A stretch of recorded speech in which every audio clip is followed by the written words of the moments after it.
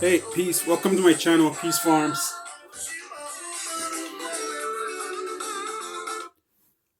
Just the FIFA updates here. So, you guys, first thing I want to say, for anybody following the FIFA tournament, okay, first, for anybody that doesn't know about FIFA, it's a football, soccer tournament that happens once every 4 years in different countries. This year it's happening in Qatar, Middle East. I think that's like east, south coast of the greater Saudi Arabia area. Yeah. Um, City is called Doha. Anywho, so what's been happening is that there were 32 teams, and now is been shrunken down to about 16. So this week is the final clearing, I guess, of the first stages. So it's like a knockout round, basically. Some teams are going home.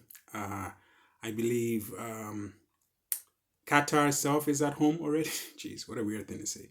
The home team just got disqualified. A lot of teams are also facing that. Canada, unfortunately, started out great. Could have done a lot better. We'll talk about that later. Being a Canadian, that was just like wow. Watching them slip away was wow.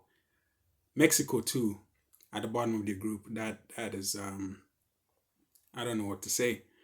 Um, the first thing that I wanted to say though about this FIFA is a little complaint about the broadcasting time.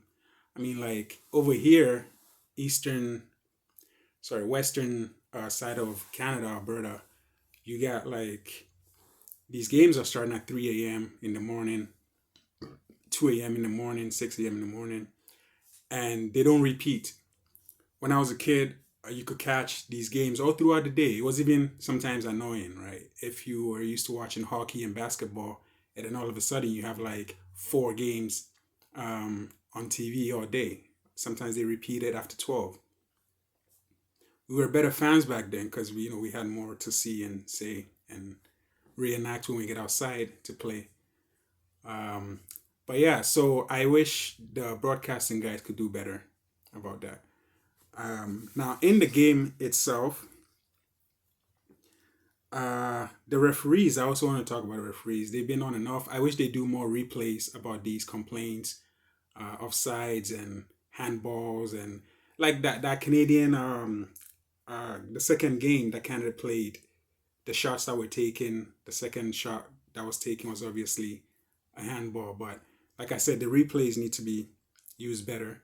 Those VAR systems, they've been bragging about it for like 8 years. We might as well bust some shots off for that. Eventually. So the broadcast times could be better. Now, in the game itself, the keepers. I just wanted to point out the keepers and staying on that line, that white line, um, has been terrible. Every single goal in this FIFA tournament has been that the keeper is off the line. Not that it's the keeper's fault in all of them, but all the goals you could tell that the keeper is way off the line, and that increases the chances of a goal score. So that's something I've noticed for all the mandems, man. The keepers are just like trying to be defense players or something. And so far, individual like aside from the line thing, keepers have been great. Players are doing their thing. Um, which brings me to another part of the game. What I've noticed is the strikers. Every single team, as soon as the whistle goes, the strikers go into a defensive position. So you always have three defense people at the back who are loose, and they're just sharing the ball back and forth, back and forth, back and forth. And in soccer, if you want possession, you have to act like snake venom. You have to block those mediums, those artery ways that gives you the possession, the balls, which is how the soccer players move in unison through passes, through balls, crosses, and stuff like that. So yeah, that's not happening. The strikers, especially in the Ghana game, IU and the Black Stars, you had IU playing uh, a laid back midfield position, and just like all of them, they tend to want to support the midfield. And what has been happening is that the midfield then tends to want to support the defense, and then so and so it gets down to the goalkeeper. Next thing you know, you're playing a defensive game for like 45 minutes, taking shots after shots after shots.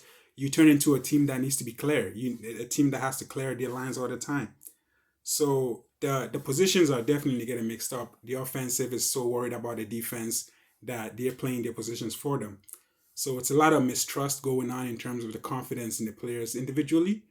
And this is happening throughout all the teams. All 32 teams have been displaying the same deficiencies.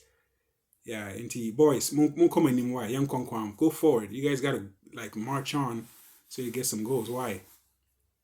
Yeah, the second thing, the last thing that I want to say is the free kicks. So you could set up all kinds of weird formations for a free kick. Arsenal and the Latin Americans tend to do a lot of creative stuff.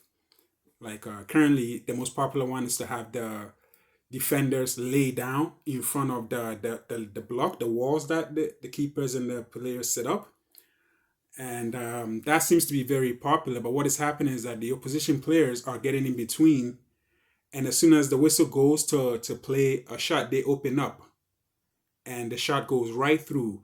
And the game I just finished watching, England and Wales, the second goal was like that. First or second goal was like that. So yeah, it seems there's definitely a lot of discouragement going on mentally in these players' heads where people's positions are in doubt. So yeah, I guess after the this week we're gonna see the last 16 and hopefully some better football, better times, better refereeing, and definitely better positions played. Anywho, man, this is your boy, man. I love football. I love sports. You guys join me. Let's stretch this out. That's why I'm in my health field. You know, keep the healthy body, healthy mind, healthy spirit and soul, so that you can play beautiful sports, play beautifully in whatever position that you're doing out there in this world, man. All right, peace.